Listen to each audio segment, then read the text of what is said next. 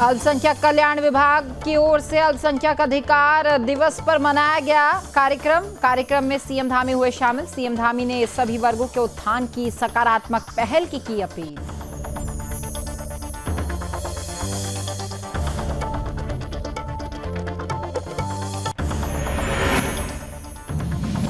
चीन को लेकर दिए गए बयान से कांग्रेस नेता राहुल गांधी बीजेपी के निशाने पर। राहुल के बयान पर सीएम धामी का पलटवार, कहा चीनी सेना का मनोबल बढ़ा रहे हैं राहुल।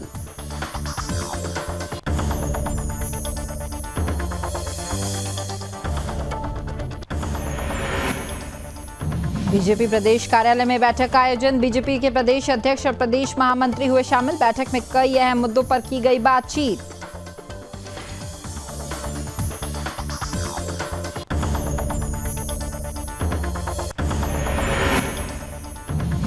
देहरादून में रजाई गड्ढे के गोदाम में लगी आग। गोदाम में रखे सारा सामान जलकर हुआ खाक। कड़ी मशक्कत करने के बाद फायर ब्रिगेड ने आग पर पाया काबू।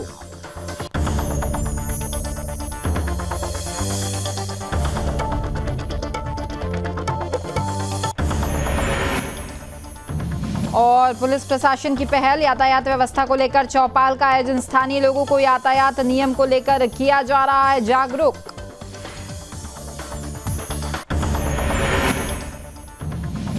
रामनगर में पुलिस प्रशासन को मिली बड़ी कामयाबी। 2 नशा तस्करों को किया गया गिरफ्तार। 27 नशे के इंजेक्शन भी हुए बरामद।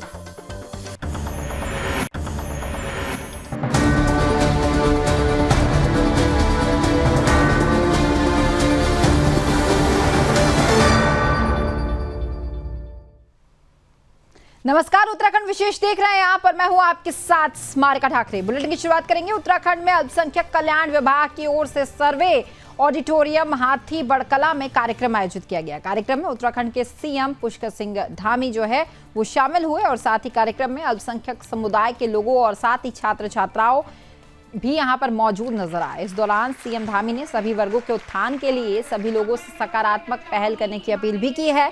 उन्होंने कहा कि प्रधानमंत्री नरेंद्र मोदी के नेतृत्व में देश काफी तेजी के साथ प्रगति कर रहा है। सीएम धामी ने कहा कि पहले के समय में विकास योजनाएं केवल कुछ लोगों के लिए होती थी, लेकिन अब प्रधानमंत्री नरेंद्र मोदी के नेतृत्व में सभी वर्गों के उत्थान के लिए काम किया जा रहा है। साथ ही सीएम धामी ने कहा कि सभी विकास योजनाएं हर वर्ग के लिए, हर व्यक्ति के लिए शुरू की जा रही है और इससे देश का जो चहुमुखी विकास है वो तेजी से अब फल फूल रहा है।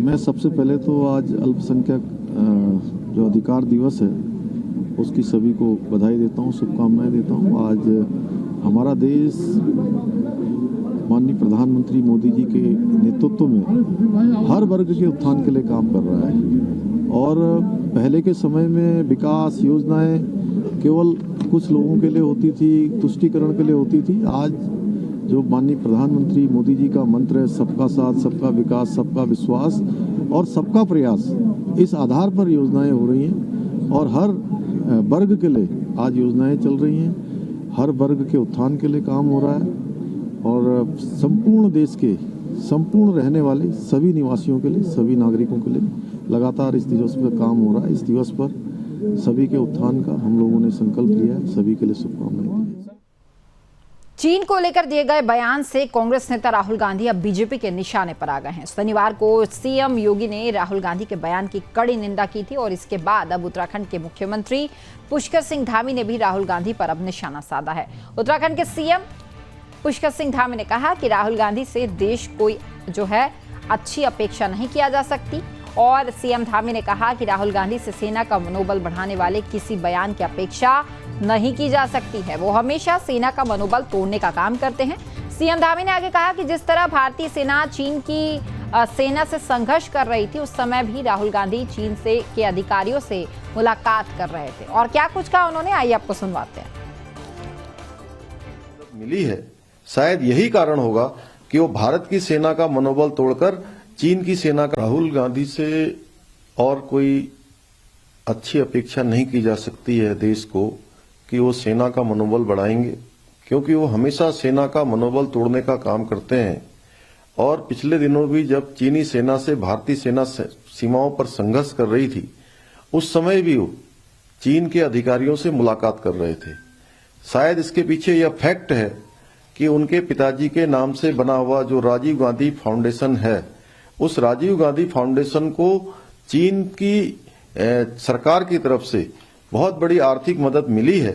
शायद यही कारण होगा कि वो भारत की सेना का मनोबल तोड़कर चीन की सेना का मनोबल बढ़ाने का काम कर रहे हैं। राहुल गांधी से और कोई अच्छी अपेक्षा नहीं की जा सकती है देश को कि वो सेना का मनोबल बढ़ाएंगे, क्योंकि वो हमेशा सेना का मनोबल तोड़ने का काम करते हैं। और पिछले दिनों भी जब चीनी सेना से भारतीय सेना सीमाओं पर संघर्ष कर रही थी, उस समय तो सुना आपने किस तरीके से पुष्कर सिंह धामी ने राहुल गांधी को आड़े हाथों लिया और कहा कि लगातार वो चीनी सेना का जो है समर्थन करते हैं और भारतीय सेना का अपमान करते हैं। तो चलिए खबरों में आगे बढ़ेंगे, बात करेंगे उत्तराखंड की, जहां उत्तराखंड के बीजेपी प्रदेश कार्यालय में बैठक का आयोजन किया गया, जिसमें बीजेपी के प्रदेश कार्यालय में आयोजित संगठन की महत्वपूर्ण बैठक में बीजेपी के प्रदेश अध्यक्ष महेंद्र भट्ट और साथ ही प्रदेश के महामंत्री संगठन अजय कुमार शामिल हुए। तो वहीं बैठक का मुख्य एजेंडा मंडल और शक्ति केंद्रों को मजबूत करना रहा और बैठक में बीजेपी के प्रदेश अध्यक्ष महेंद्र भट्ट ने कहा कि फरवरी महीने तक बीजेपी अपनी संघर्ष संपूर्ण कार्यकारिणी को जो है रूप दे देगी और इसी को लेकर मंथन अब किया जा रहा है। इसके साथ ही उन्होंने ये भी कहा कि अटल बिहारी वाजपेयी जी की जयंती के मौके पर प्रधानमंत्री मोदी जी के मन की बात को सुना जाएगा, जहां पर बीजेपी को शिकस्त मिली है। उन्होंने कहा कि अटल बिहारी वाजपेयी जी की जयंती के मौके पर पूरे सप्ताह बीजेपी की तरफ से कार्यक्रम जो है वो आयोजित किए जाएंगे।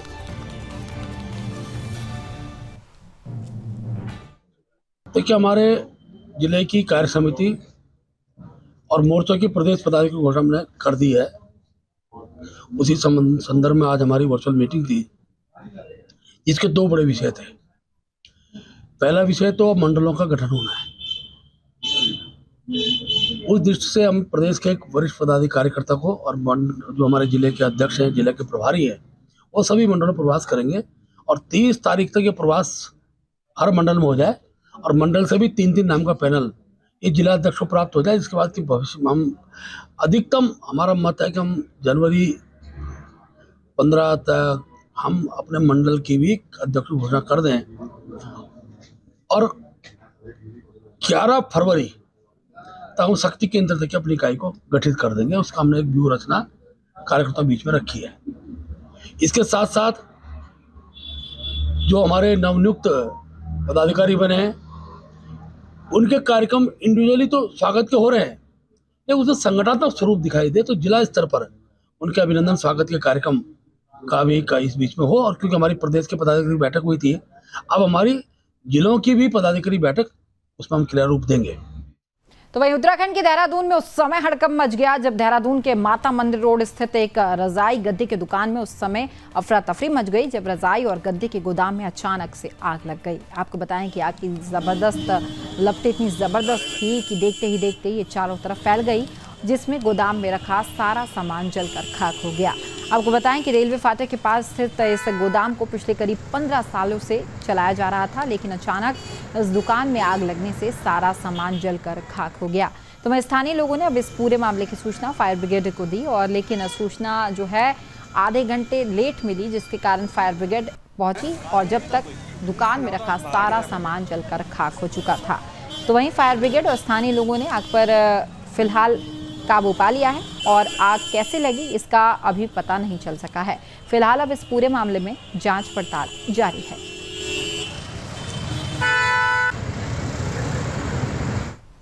तो वहीं उत्तराखंड में यातायात व्यवस्था को पटरी पर लाने के लिए पुलिस प्रशासन की तरफ से कई बार अभियान चलाए गए, लेकिन ये अभियान हमेशा कागजों तक ही सिमट कर रह गए, जिससे क्षेत्र की यातायात व्यवस्था अब पूरी तरह से पटरी से उतर चुकी है।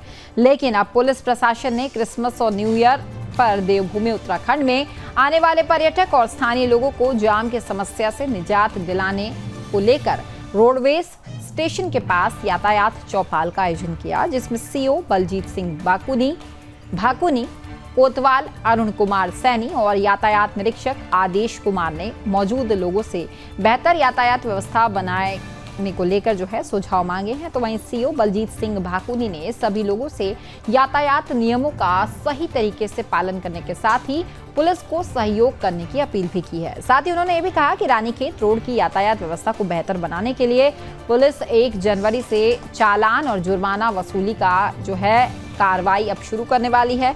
उन्होंने मुख्य सड़क पर अतिक्रमण करने वाले लोगों से भी अपना अतिक्रमण तत्काल हटाने की अपील की है। उन्होंने ये भी कहा कि बिगड़ती यातायात व्यवस्था से होने वाले नुकसान से बचने के लिए जनता स्वयं भी जागरूक हो।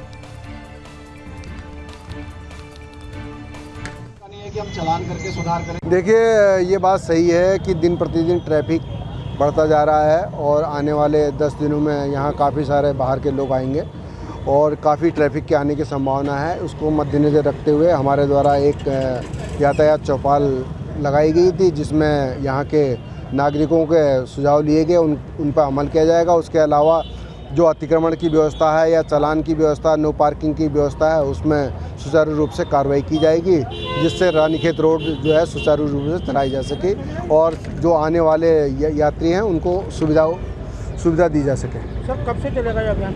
ये देखिए, ये तो अभियान हमारा लगातार चलेगा और 1 तारीख के बाद हम इन पर चालानी कार्रवाई आरंभ करेंगे। तो वहीं उत्तराखंड के रामनगर में पुलिस प्रशासन को एक बड़ी कामयाबी हाथ लगी है। आपको बताएं कि थाने पुलिस ने नशे के खिलाफ अभियान चलाते हुए 2 तस्करों को अब गिरफ्तार कर लिया है। उस दौरान पुलिस ने आरोपियों के पास से 27 नशे के इंजेक्शन भी बरामद किए। जानकारी देते हुए सीओ बलजीत सिंह भाकुनी ने बताया कि प्रशासन की तरफ से क्षेत्र में नशे पर लगाम लगाने के लिए लगातार अभियान चलाया जा रहा है और इसी कड़ी में पुलिस प्रशासन की तरफ से क्षेत्र में नशे के विरुद्ध अभियान भी चलाया गया और अभियान के दौरान पुलिस ने 2 आरोपियों को 27 इंजेक्शन के साथ गिरफ्तार कर लिया है। फिलहाल पुलिस ने अब इस पूरे मामले को दर्ज करके आरोपियों को जेल भेज दिया है और इस पूरे मामले में आरोपियों से पूछताछ जारी है। तो वहीं सीओ ने यह भी बताया कि नशे के खिलाफ पुलिस का यह अभियान जो है लगातार जारी रहेगा।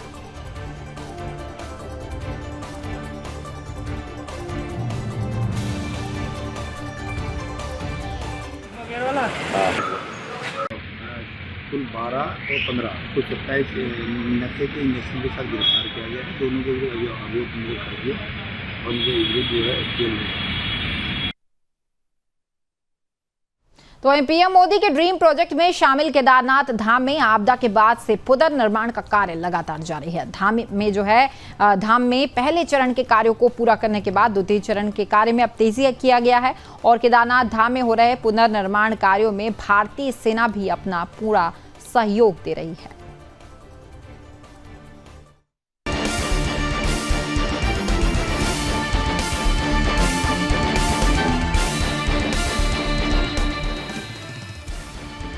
केदारनाथ पुनर्निर्माण कार्य तेजी से किया जा रहा है। बता दें कि पीएम मोदी के ड्रीम प्रोजेक्ट में शामिल केदारनाथ पुनर्निर्माण में शीतकाल में भी कार्यों ने रफ्तार पकड़ी हुई है। हर दिन चटक धूप खिलने से निर्माण कार्यों को करने में आसानी हो रही है। हालांकि रात के समय ठंड की समस्या हो रही है, लेकिन प्रशासन की ओर से मजदूरों के लिए सभी व्यवस्थाएं की गई हैं, जिससे मजदूरों को कोई परेशानी नहीं हो। इन दिनों धाम में 400 के करीब मजदूर पुनर्निर्माण कार्यों में जुटे हैं, जबकि वायुसेना के मालवाहक हेलीकॉप्टर चिनूक से निर्माण सामग्री भी भेजी जा रही है। सेना ने अपना दूसरा मालवाहक चिनूक हेलीकॉप्टर भी पुनर्निर्माण सामग्री पहुंचाने के लिए गौचर भेज दिया है। 3 दिनों से सेना के 2 चिनूक हेलीकॉप्टर प्रतिदिन 4 शटल करते हुए 150 टन से ज्यादा निर्माण सामग्री केदारनाथ पहुंचा रहे हैं। आपको बता दें कि पीएम मोदी के ड्रीम प्रोजेक्ट केदारनाथ पुनर्निर्माण को तय समय पर पूरा करने के लिए भारतीय सेना के चिनूक हेलीकॉप्टर विगत 1.5 महीने से केदारनाथ धाम में निर्माण सामग्री पहुंचा रहे हैं। वहीं जिलाधिकारी मयूर दीक्षित ने बताया कि इस महीने के अंत तक दोनों चिनूक हेलीकॉप्टर की सेवा उपलब्ध रहेगी। उन्होंने बताया कि अभी तक चिनूक के द्वारा करीब 300 टन तक निर्माण सामग्री धाम पहुंचाई जा चुकी है। इन दिनों धाम में मौसम साफ बना हुआ है। सुबह शाम तापमान माइनस में है। लेकिन धाम में निर्माण कार्य प्रगति पर है। धाम में वर्तमान में डीडीएमए सिंचाई विभाग के कार्य चल रहे हैं, जिनमें कार्य कर रही कार्यदायी संस्थाओं के 300 से ज्यादा मजदूर धाम में मौजूद हैं और साथ ही सुरक्षा की दृष्टि से धाम में पुलिस के जवान भी तैनात किए गए हैं। केदारनाथ पुनर्निर्माण कार्य को लेकर पीएम मोदी समय समय पर जाकर वहां निरीक्षण करते रहते हैं।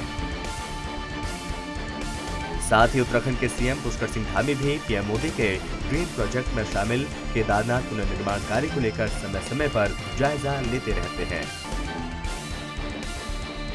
ताकि जल्द से जल्द केदारनाथ पुनर्निर्माण का कार्य पूरा किया जा सके। आपको बता दें कि दिसंबर महीने के अंत तक पुनर्निर्माण कार्य जारी रखने का लक्ष्य निर्धारित किया गया है। साल 2023 तक दूसरे चरण के पुनर्निर्माण कार्य पूरा करने का लक्ष्य रखा गया है। अब देखना दिलचस्प होगा कि कब तक केदारनाथ पुनर्निर्माण कार्य पूरा हो सकेगा। सुदर्शन न्यूज से प्रीति झा की रिपोर्ट।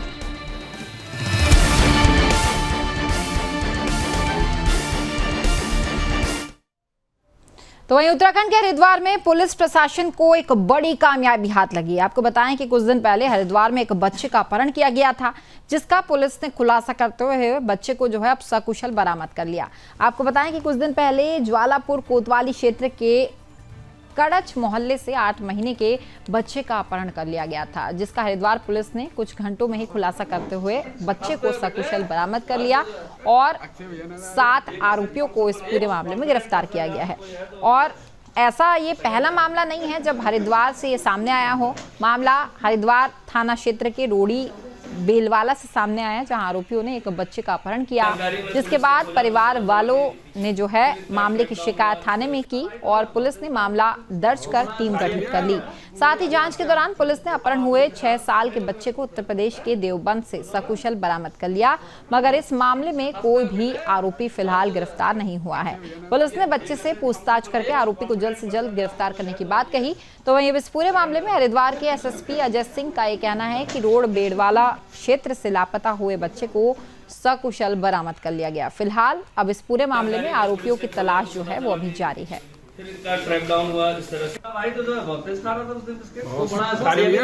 देखिए 9 तारीख को एक शाम को जो है एक 6 वर्षीय नाबालिग बच्चा था जो रोड़ी बेड़वाला से जो है गायब हुआ था।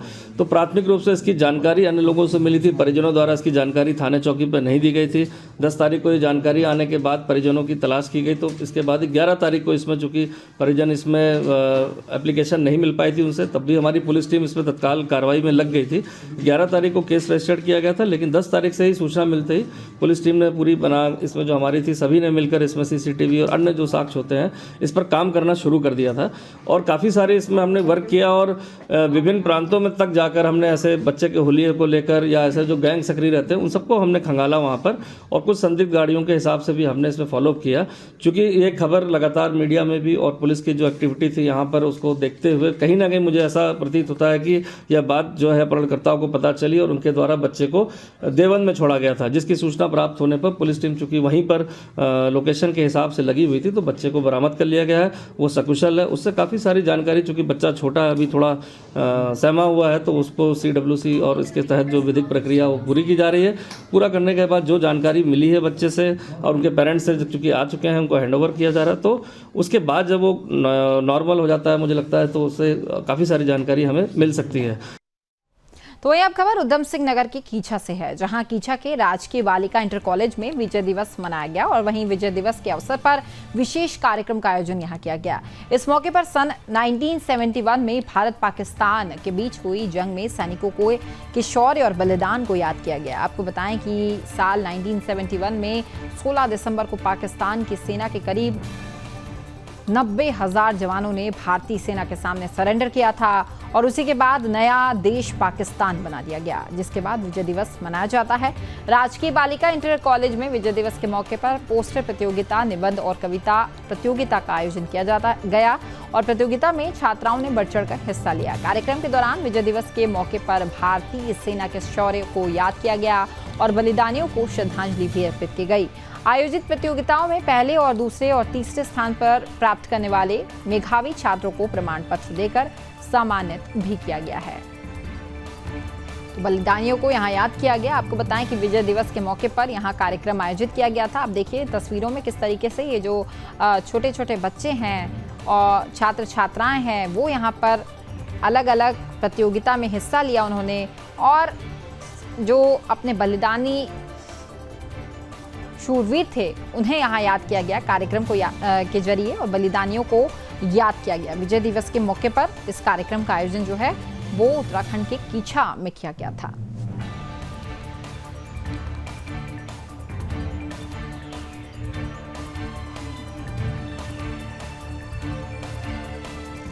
तो वहीं उत्तराखंड के लालकुआ में उस समय हड़कंप मच गया जब रेलवे स्टेशन के बीच रेलगाड़ी की चपेट में आकर हाथी का बच्चा गंभीर रूप से घायल हो गया, जो कि रेल पटरी के बीच चलते हुए ट्रेन से टकराकर जो है कई फुट गहरी खाई में जा गिरा। तो वहीं स्थानीय लोगों ने अब इस पूरे मामले की जानकारी पुलिस और वन विभाग को दी है। वहीं मौके पर वन विभाग ने पंतनगर विश्वविद्यालय से पशु चिकित्सा और वन विभाग के पशु चिकित्सकों की टीम को मौके पर भेजा। फिलहाल हाथी का रेस्क्यू कर लिया गया।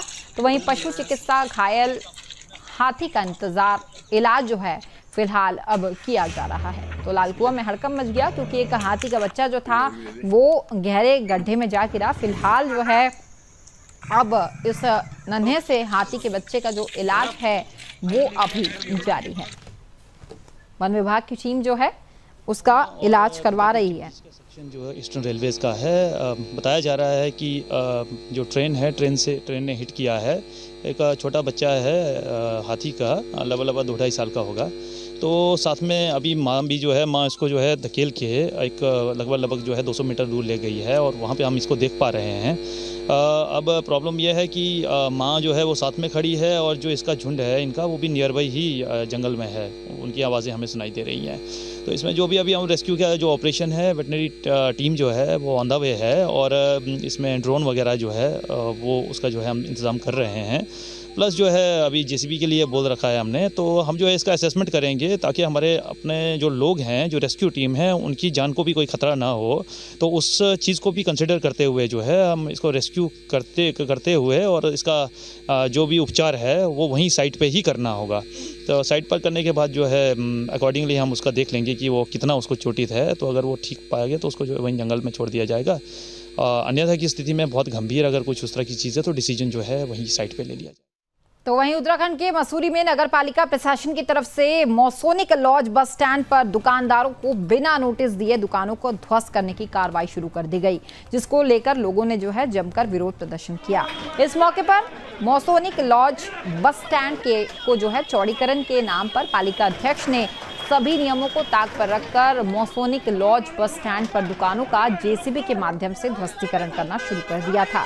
दुकानदार विरोध करते रहे, लेकिन पालिका अध्यक्ष खड़े होकर दुकानों को जेसीबी के माध्यम से ध्वस्त करवाते रहे। दुकानदारों का यह कहना है कि उनको दुकानों को तोड़ने के लिए कोई नोटिस नहीं दिया गया। अचानक से पालिका अध्यक्ष अनुज गुप्ता जेसीबी लेकर आए और दुकानों को तोड़ने का काम शुरू कर दिया गया। दुकान में रखा सारा सामान तहस नहस कर दिया गया। साथ ही उन्होंने ये भी कहा कि वीक एंड होने के कारण रेस्टोरेंट में सभी चीजें तैयार करके रखी गई थी, लेकिन जेसीबी चलाकर दुकानों को ध्वस्त कर दिया गया। तो वहीं स्थानीय लोगों ने पालिका अध्यक्ष पर आक्रोश व्यक्त किया है और उन्होंने कहा कि पालिका अध्यक्ष अपनी गुंडागर्दी दिखा रहे हैं, जो बर्दाश्त नहीं की जाएगी।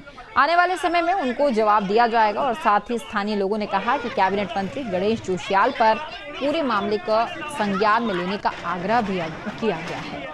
तो आप तस्वीरों में भी देखिए किस तरीके से जो है दुकान को जेसीबी के माध्यम से तोड़ा जा रहा है और दुकानदारों ने ये आरोप लगाया है कि बिना नोटिस दिए इन दुकानों को तोड़ने का काम यहाँ किया गया है।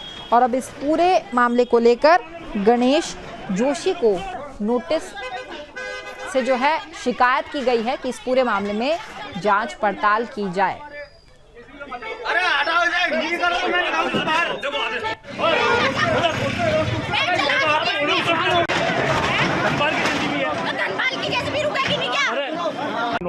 सर, ये तो हिटलर से भी पूरा हो गया ना। हिटलर भी कम से कम एक रूल तो फॉलो करता था। यहाँ तो वो है कि मैंने ही रूल बनाया, अब मैंने कोर्ट में गया, कोर्ट ने कुछ स्टे लगाया, उसके बाद ये कि नहीं है सैटरडे चूज़ करा, 2 बजे के बाद कोर्ट बंद हो गया तो हाँ मेरी मन चलिए मैं तोड़ दूंगा। मतलब कोई वैल्यू तो होनी चाहिए, जुडिशरी की वैल्यू नहीं है यहाँ पे, तो फिर क्या चलेगा बताओ। इस बंदे को अगर कल की डेट में MLA बना देंगे तो वो और बुरा हाल कर देगा यहाँ का। पर क्या मानते हैं कि पालिका अध्यक्ष सामने होकर उसके कुछ लोग मिलकर आप लोगों का आपने देखा ही हाल कैसा, मारने को वो पूरा टैक्सी यूनियन को अपने साथ मिला के बैठा के पूरा लोगों को मारने काटने को तैयार हो गया। यहाँ पे इवन एक यहाँ के मेरी बीवी को कह रहा तेरे को तो हम उठवाते हैं, तेरे को उठवा दूंगा मैं, पुलिस कंप्लेंट करी मैंने उसके ऊपर, बहुत कुछ करवा दूंगा मैं तेरे साथ, तेरे बच्चों के साथ। डीएम SDM कोई संज्ञान नहीं ले रहा है। डीएम सर आप खुद सोचो ना, इतने टाइम से कोर्ट केस चल रहा सब कुछ जगह, डीएम SDM की कोई चलती होती या तो बिके ना होते तो ये तो होता नहीं, आपको ये पता ही नहीं होता कि एक स्टे है, स्टे ऑर्डर दिखाने के बावजूद कि भाई स्टे ऑर्डर है, उसके बाद भी तोड़ रहे हैं कि हमें कोई फर्क नहीं पड़ता। एक ईओ कह रहा है कि मैं कोर्ट से ऊपर हूँ, ईओ कह रहा है हम इसे नहीं मानते, हमारे पास आदेश है हम तोड़ेंगे। मतलब एक जज के दिए गए एफिडेविट को कोई वैल्यू नहीं रखता, ये वैल्यू रखता है कि हाँ हमें नगर पालिका चेयरमैन ने आदेश दे दिए जो कि टेम्पररी है, अगले साल हट जाएगा। एक टेम्पररी कुर्सी की इतनी वैल्यू है, बकायदा एक जुडिशरी। हालांकि पालिका ने स्टे को वेकेट करवाया, लेकिन अगर वेकेट कराया तो कानून हमारा ये कहता है कि इनको तीसरी जगह इससे हाई कोर्ट में अपील करने के समय दिया जाए।